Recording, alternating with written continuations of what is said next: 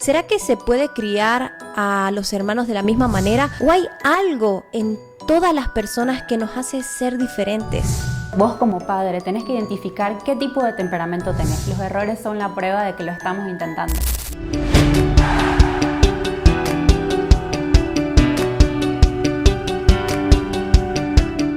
Bienvenidos a este episodio de Cercanamente el Podcast. ¡Woo! Mi nombre es Adriana Zubieta, soy psicóloga infantil y también pertenezco a este precioso equipo de Cercanamente. Junto a mí está... Samantha Borsi, psicóloga infantil. Hoy vamos a hablar de un tema súper interesante acerca del temperamento, pero esto cómo se relaciona en la crianza entre hermanos y cómo como familias o educadores podemos utilizar esta información para poder apoyarlos de mejor manera a nuestros pequeños. ¿Atentos? Que comenzamos. ¿Será que se puede amar a dos hermanos de la misma manera, a dos hijos? ¿Será que se puede criar a los hermanos de la misma manera? ¿O hay algo en todas las personas que nos hace ser diferentes? Y una de las razones principales de esto que necesitamos conocer como padres y educadores es que están los rasgos de temperamento. ¿Me podrías explicar qué es el temperamento? Claro, los rasgos de temperamento son como formas que tenemos las personas de ajustarnos al mundo, todo lo hacemos de maneras diferentes, pero esto, es importante decirlo, es innato. Viene desde nuestra familia, desde nuestros padres, y son cosas que se van viendo desde pequeñitos. Si existen estos rasgos de temperamento, ¿cuáles son? ¿Cómo yo los puedo identificar en mis hijos? Y esto evidentemente va a tener una consecuencia en la manera en que yo aplico técnicas o estrategias para también regular su conducta o generar una conducta con ellos. ¿Cuáles son entonces estos rasgos de temperamento? Claro que sí, te cuento que son 9 los rasgos en general. 9, me vas a decir que, o sea, que yo cuando veo a mi hijo tengo que pensar en 9 cositas. Sí, pero antes que eso, primero vos como padre tenés que identificar qué tipo de temperamento tenés. Tienes razón, porque si es hereditario, yo como mamá tengo mi propio temperamento, estos 9 rasgos. Entonces me interesa mucho que hablemos sobre cada uno de ellos y también nos identifiquemos con ellos y también veamos cómo se manifiesta en los niños. Hay que también recalcar que cada uno de ellos tiene intensidad media, alta y baja. Y es bastante interesante. Vamos a empezar con el primero. Es el nivel de actividad. Ok, ¿a qué te refieres con nivel de actividad? Es cuánto movimiento necesita el niño para poder sentirse bien. Movimiento me refiero a movimiento del cuerpo. Ok, entonces, niños que son muy activos, o sea, a ver, ¿qué significan niños activos? O sea, niños que les gusta treparse todo el tiempo, niños que les gusta correr, niños que no están quietos en ningún momento. Creo que tengo un niño de actividad alta en casa. En cambio, los niños que tienen nivel de actividad bajo son aquellos niños que prefieren estar sentados, prefieren leer libros, prefieren hacer actividades más tranquilas. Es cierto, les puede gustar más hacer cosas tranquilas. Pero te pregunto, ¿también es posible que niños que tengan este nivel de intensidad, el nivel de actividad alto, también se pueden interesar en otros momentos en hacerlo, en estar más tranquilos? Claro, eso puede significar que también tiene un nivel medio de intensidad, ni muy alto ni muy bajo. Y también va a depender del momento, ¿cierto? O también estos niveles de actividad estarían relacionados con la mayor frecuencia en que esto ocurre. Por ejemplo, mi pequeño es un niño con un nivel de actividad tremendamente alto, pero también en algunos momentos, muchos menos, hace actividades más tranquilas. Sí, y ahí también está el tema importante de la empatía, ¿no? Porque podemos conocer también personas que quizás en algún momento les gusta estar tranquilos, otros les gusta estar más activos, o quizás a mí como persona me gusta más estar activo y a mi hermano, por ejemplo, le gusta estar más quieto. Entonces ahí el tema de la empatía es algo que los padres tienen que jugar, ¿no? Y verlo. Genial. Y creo que es importante que lo mencionemos y quizás me estoy adelantando un poco, pero creo que es bueno que lo veamos en este momento. Muchas veces nosotros tenemos la idea de que los niños tienen que estar tranquilos, quietos siempre. Pero un niño de 2, 3 años... ¿será que lo normal es verlo sentado o es un niño que en realidad tenemos que darle más oportunidades para que él experimente con su cuerpo y se mueva? ¿Qué opinas tú? Puede ser, pero creo que también yo he visto niños que generalmente desde los 2 años se ve que son personas tranquilas. Incluso lo he escuchado de las propias mamás que me dicen, yo tengo miedo porque lo veo muy tranquilo a mi hijo, pienso que es introvertido y yo no quiero que mi hijo sea introvertido. Y también es otra de las cosas que los padres tienden a pensar de manera errónea, que la introversión es algo que está mal o que es el típico niño que no charla con nadie, que no tiene amigos, es algo que se confunde muchísimo. Y también un poquito el tema de idealizar el hijo que yo quiero tener versus el hijo que yo tengo. Exacto. Ok, vamos con el siguiente rasgo. ¿Cuál sería? Tenemos el rasgo de la regularidad. Este rasgo quiere decir cómo es el reloj biológico de un niño, cómo se adapta fácilmente a las rutinas. Nos referimos básicamente, tiene rutinas para comer, para dormir. Hay niños que les cuesta mucho tener ciertas horas para comer, ciertas horas para dormir, y en cambio hay niños que más bien les cuesta cambiar esas horas, ¿no? Oh, tienes mucha razón, porque claro, hay niños que 12 en punto, momento del almuerzo, ya se empiezan a quejar porque tienen hambre, y seguido de eso, sí o sí una siesta. Tienes razón. Esto es fácil de ver, ¿no? O preguntar a las familias. Son cosas que suceden en la vida diaria, pero que no muchas personas lo conocemos, digamos. No muchas personas saben que hay estas distintas maneras de responder. Que no hemos tomado conciencia de que hay esta diferencia entre niños que son... Y nos ha topado muchas veces aquí en consultorio hablar con las familias que nos dicen que, claro, el hermano mayor es así y la hermana menor es así. No duerme, no le gusta estar en el carrito, en el coche, en el auto, pero el otro es tranquilo, no molesta, está leyendo un libro, pero la otra no quiere que vayamos al parque todo el tiempo. O no duermen a la misma hora. Exacto. A mí me pasa, por ejemplo, con mi hermana. Yo toda mi vida he sido de dormir a las 10 de la noche. Entonces comparto cuarto con ella y ha sido un poco difícil porque ella no es así. Ella no tiene una hora para dormir. Ella puede dormir a las 11 un día, a las 12 otro día. Entonces es difícil, pero claramente hay formas de llegar a un acuerdo, a negociar con ella, que ya lo hemos viniendo trabajando durante tantos años, pues, ¿no? Y esto, ¿sabes qué? Justo me hace pensar en que imagínate en temas de pareja entre los papás. Si alguno no... Acá, señor producción.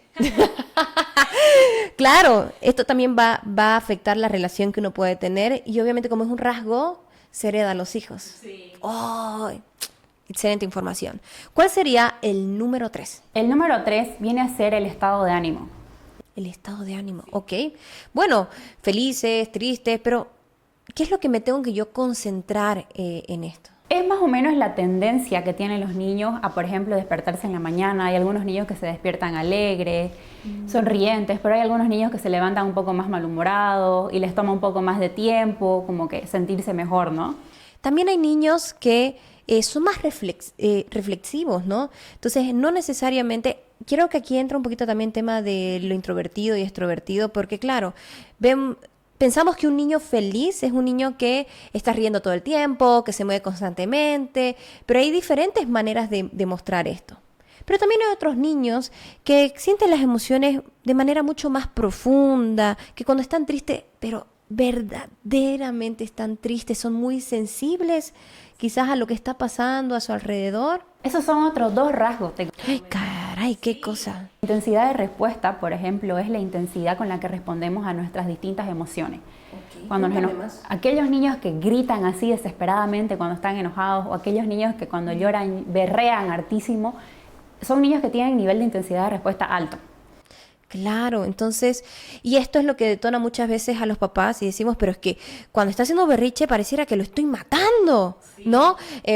Mi bebé se agarró una palabra preciosa que cuando está en estas situaciones grita auxilio o ayuda y es como que hijito, no me entiendo. Y solemos decir que esos niños son dramáticos, ¿no? Claro. Bien, entonces ahí empezaríamos a hablar el tema de que, claro, empezamos a etiquetar este tipo de conductas y ahora tomamos conciencia de que en realidad, claro, estos chicos tienen que aprender a lidiar en compañía nuestra con esta intensidad en la respuesta. Sí, exacto, intensidad en la respuesta. Esto va de la mano del otro temperamento que mencionaste, que es la sensibilidad, ¿ok? Pero la sensibilidad se refiere a estímulos externos. Es decir, los niños que, por ejemplo, les molesta mucho el ruido alto, les molestan las luces. Entonces, esto tiene que ver con más que todo cosas externas, no internas como es la intensidad de respuesta, digamos. Aquí está la diferencia. ¿Entraría esto sobre las texturas, ruidos fuertes? Bueno, hay niños que tienen un diagnóstico de autismo y sabemos que ellos tienen en muchos casos tienen sensibilidad auditiva, ¿no? Entonces, un timbre del recreo es totalmente para ellos detonante, lloran, dependiendo el grado y la intensidad, ¿no?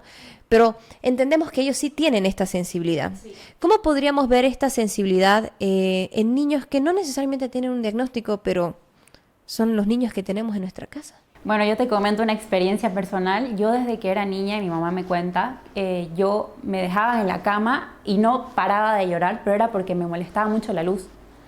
Siempre he tenido problemas con los ruidos y las luces. Yo no puedo dormir ni con la luz de mi aire acondicionado, para que te des idea.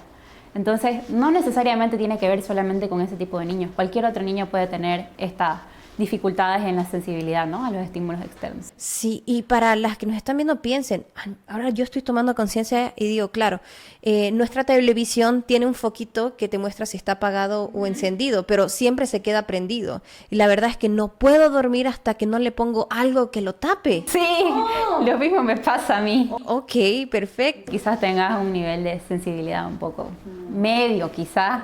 Es probable, o sea, van a ver otras cosas que sí, pero necesito conocerme. Sí, es verdad. Ok, imagínate un niño que no te puede decir esto, me incomoda esta lucecita de la televisión. Y en lugar de eso lloran, probablemente, como lloraba yo cuando me dejaban en la cama. Claro, y simplemente era un niño que estaba berreando, digamos, ¿no? Samantha, ya hemos hablado acerca de 5 rasgos de temperamento. Nos quedan 4 todavía. ¿Cuáles serían? Tenemos el nivel de distracción. Ok, ¿a qué se refiere? Es la capacidad de un niño para distraerse fácilmente o no. Por ejemplo, huele una mosca y ya no puede hacer su tarea. ¿Y cómo veríamos o cómo se mostraría este rasgo en un niño que sí presta atención? A ver, con un niño que presta atención, por ejemplo, no le cuesta hacer nada. Por ejemplo, estás usando la licuadora, digamos, y el niño está haciendo su tarea. Y por más que estés haciendo algo con la licuadora, puede seguir haciendo su tarea sin total problema. Es capaz de callar esos estímulos externos, sí, que en otros niños mucho más sensibles, esto llamaría su atención y pararían de hacer la tarea. Exacto. Pero también, ¿sabes qué se me ocurre? Niños que están tan absortos en su actividad, están pintando, están construyendo una torre de Legos y de repente también la mamá les dice, hay que ir a otro lado, Julanito, hacer tal cosa, y se les entra por aquí. Sí, siguen haciendo lo que estaban haciendo. Sí, tienes razón. Es un buen ejemplo. Sí, porque, o sea, si algo que disfrutamos hacer nos concentramos, totalmente de acuerdo. Siempre y cuando sea algo que te guste, obviamente tu nivel de distracción va a ser mucho menos, pues, ¿no? Exacto. Ok, vamos con los siguientes. El siguiente viene a ser la adaptabilidad, que es uno de los temas más frecuentes en algunos niños, que es la capacidad de adaptarnos para situaciones difíciles, cuando hay cambios que son muy grandes para nosotros y nos cuesta un poco sobrellevarlo, ¿no? Es algo que se ve mucho en consulta psicológica. Es cierto, nosotros trabajamos mucho para acompañar a las familias en cómo crear esta anticipación, hacemos uso de apoyos visuales, pero un niño que se adapta fácilmente significa también que cuando voy a hacer un cambio repentino, quizás esto no va a derivar en un berrinche. Sí. Lo va a tolerar, lo va a entender, bueno, no vamos a ir al parque porque está lloviendo, y entiende que es una situación de fuerza mayor. Ahora es importante recalcar que para los niños, por ejemplo, que están en una edad entre 2 y 4 años, que son los momentos en que todavía no está muy desarrollado su cerebro, les va a costar un poco más. O sea, sí o sí va a haber en algún momento algún berrinche o alguna reacción emocional, ¿no? Pero cuando ya son niños más grandes, ahí sí es más fácil sobrellevar esta situación. Porque está relacionado con el lenguaje. Un niño que puede comunicar sus necesidades también es capaz de escuchar un poco más de razones. Sí. Y me gusta mucho que tú señales este rango de edad porque es cierto, es totalmente normal que un niño entre los 2 y los 4 años tenga este tipo de desbordes emocionales porque está aprendiendo a comunicar este deseo, estas necesidades, y como aún no está el lenguaje totalmente desarrollado, hace uso de estas expresiones físicas que no son nada agradables ni para él, ni para las personas que están en su entorno, pero que poco a poco, con el paso del tiempo, van a ir disminuyendo su intensidad porque acompañado de un adulto que responde a la verdadera necesidad de tengo hambre o necesito tal cosa, o poniendo los límites lo más claros posible, permite de que el niño vaya entendiendo de que el lenguaje, hablar con la otra persona, es la mejor herramienta para resolver conflictos. Sí, exactamente. Es un proceso un poco largo, no vamos a decir que de un día para el otro ya el niño va a saber comunicarse. Necesita de repetición. Por el momento, su cuerpo y sus emociones es su única manera de poder hablar y de poder decir lo que está sintiendo, pues, ¿no? Y es muy importante señalar que esto de que el cerebro se termine de desarrollar, y principalmente hablando del lóbulo prefrontal y las funciones ejecutivas, los estudios indican como que recién como que a los 25 años podemos estar pensando que estamos bien formaditos, y eso que aquí con mis 30 siento que aún me falta mucho. Eso, o sea, yo igual me pongo a pensar, yo también a mis veintitantos años todavía hay veces en que estallo llorando o estallo gritando y les pedimos a los pobres niños que tienen 4 o 5 años a que se regulen cuando todavía no pueden hacerlo, digamos, y somos los padres los que tenemos que guiarlos en ese proceso. Es mucho para reflexionar. Qué bueno que esto queda grabado y que las familias lo pueden consultar en cualquier momento. Samantha, nos quedan 2. ¿Cuáles son? Tenemos el nivel de persistencia, que también es algo que se ve muy seguido en consulta psicológica, yo diría, que es la capacidad de un niño para seguir intentando a pesar de las dificultades. Cuéntame, ¿has visto algo así? Yo diría que esta es una habilidad, o sea, el ser perseverante es precioso y romántico, ¿no? O sea, vamos, tú puedes, y constantemente insiste, insiste. Pero cuando nuestros pequeños realmente se ponen persistentes, muchas veces como adultos nosotros es como que ya basta. Por ejemplo, un niño que le jala la ropa a la mamá porque quiere hablar con ella, pero la mamá está en el teléfono. Insiste, insiste, insiste, insiste, insiste, porque, qué sé yo, necesita una banana, que le pasen algo. Y la mamá, obviamente, el niño es muy persistente, dice, no, este niño es muy demandante y demás. Pero a veces en ese momento era 2 segundos, decir, un momento, ¿qué necesitas? Y mientras voy y resuelvo el conflicto, automáticamente disminuye esa conducta de que me estén caloneando para poder atender a su demanda, ¿no? Entonces, eso me suena un poco a persistencia. Puede ser en parte, pero también cuando hablamos de persistencia, hablamos de, por ejemplo, algún juego que estemos realizando en familia y hay algo que no puedo hacer, entonces no puedo hacerlo, lo lanzo y me voy, porque no puedo hacerlo. Entonces está relacionado también con la tolerancia a la frustración. Uy, sí, lo vemos muchísimos. Y ahí me encanta que acá en el consultorio, aquí en Cercanamente, trabajamos mucho con juegos. Es algo que se ve. Y siempre la familia nos habla acerca de que, ay, mi hijo no sabe perder. Y ahí es donde empiezan a hacer trampa también los niños para poder ganar. Sí, es impresionante cómo un niño miente en ese momento a la vista de todos, y cuando hablamos en ese momento, él dice, lo que pasa es que no puedo perder. En casa va a pasar esto si yo pierdo. Entonces también es el permitirse que ellos sepan de que en ciertos espacios está permitido el error, y ojalá que a través de esta conversación que tenemos, tanto familias como educadores entiendan que el error, las fallas, está en todo el desarrollo. Incluso para nosotros como adultos, con toda la situación que estamos viviendo, es importante reinventarse, y para reinventarse necesitamos fallar, ser persistente. Y hay una frase que me gusta mucho que dice, los errores son la prueba de que lo estamos intentando. Sí, entonces cada error que tenemos es una oportunidad de aprender, ¿no? Y siempre que los acompañemos a los niños en este proceso y validemos sus emociones, ellos van a poder mejorar en esas cosas. Samantha, nos queda el último rasgo de temperamento. El último es el nivel de atención, o como se dice en términos más psicológicos, umbral de respuesta. Que es diferente a lo que hablábamos de la distracción. Es diferente, es como cuánto estímulo necesita un niño para responder a una situación. ¡Julanito! ¡Julanito! Sí. Y necesitamos repetirles miles de veces a un niño que le cuesta un poco, necesita más estimulación para poder atender, ¿no?